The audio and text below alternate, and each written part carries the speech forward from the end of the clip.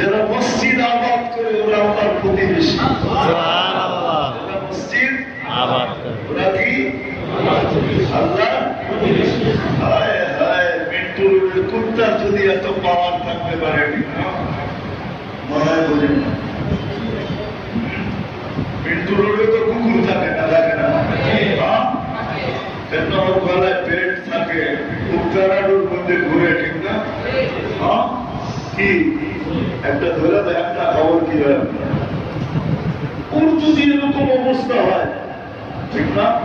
কি আমি ফ্রান্সে দেখে আসছি, 7 স্টার হোটেল আছে কুকুরের জন্য। আমি প্যারিসে দেখে আসছি, আমি হোটেল চিনি, আমাদের চিনে নেই মনে হয়। অবিশ্বাস করেছেন?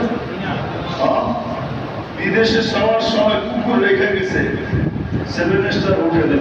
ওরে সকাল বিকাল শ্যাম্পু দিয়ে গোসল করে, ও বলবে কার্টুন দেখে, দামি দামি বিস্কিট খায়।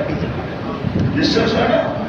আসেন কেন বুঝছেন? এক নম্বরে যান, আমি দোকানের অ্যাড্রেস দিই, দেখেন যে কুকুরের বিস্কুটের দাম কত। 1 প্যাকেট দিয়ে আপনি 1 কার্টুন কিনতে পারবেন মানুষের খাবারটা।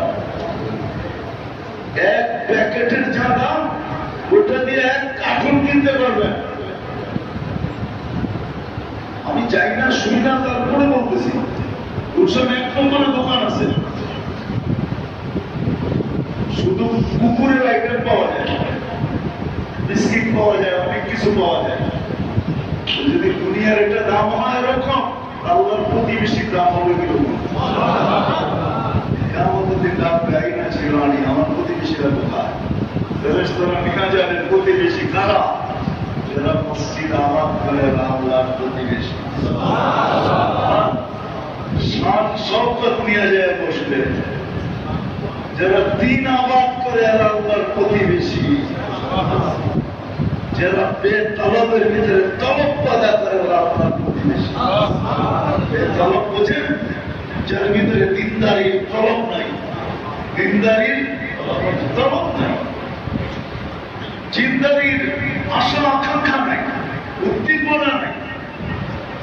যারা এটা তৈরি করে, যেমন তাবলীগেরা পায় তৈরি করে, তারা আপনার প্রতিবেশী।